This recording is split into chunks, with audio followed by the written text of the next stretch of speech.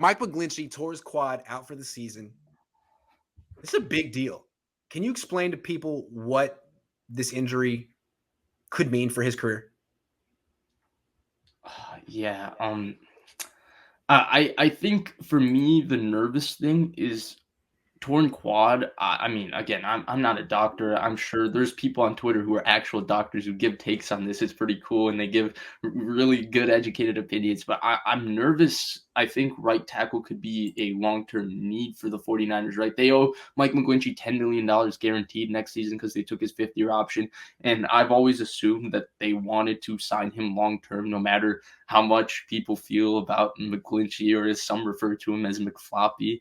Whatever. It felt to me, that's how I read the situation. Now, to me, they might need to draft another right tackle because this threat, I read main threat. I said this threat. This injury, to me, he might never be Mike McGlinchey again. To me, this is Right. more serious than an ACL. If you remember, Weston Richburg had the torn quad, and in the end of 2018, and they basically were nervous about whether Weston Richburg would play at all in 2019. Right. And then magically they activated him the week of week one, and he played week one, and he was a little rusty, and he ended up playing great through the season. Then he had the patella, which then ultimately, there was no chance for him coming back from the patella and the quad. The patella and the quad itself, Sure.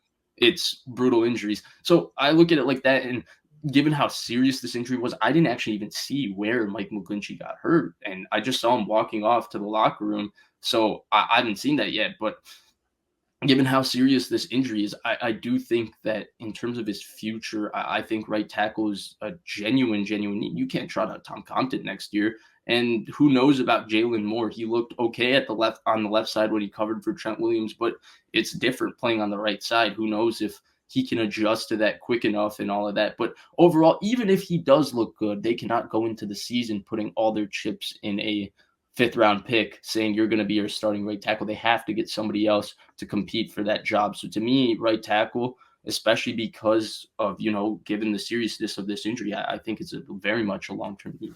All the more reason to get Jalen Moore at right tackle now, because you know that Tom Compton isn't the answer for next season. Mike McGlinchey might not be the answer for next season. You got to see what Jalen Moore has, because if he's not, then they're going to need to get something in the offseason. And to me, no matter what, even if Mike McGlinchey nothing goes wrong with his recovery and they feel he can fully come back and all of that, and Jalen Moore looks pretty good, you still have to make some sort of investment, whether it's throwing, $6-7 million at a vet, or not 6-7, excuse me, like $3 to $5 million at a veteran swing tackle, a guy who's been around the league, not a guy like Tom Compton, a guy who's been successful as a backup tackle in the league, and you got to bring him in because you cannot risk Mike McGlinchey's health, Jalen Moore based on half of a rookie season. If you want to win next year as your right tackle, you have to have a lot more bodies in there.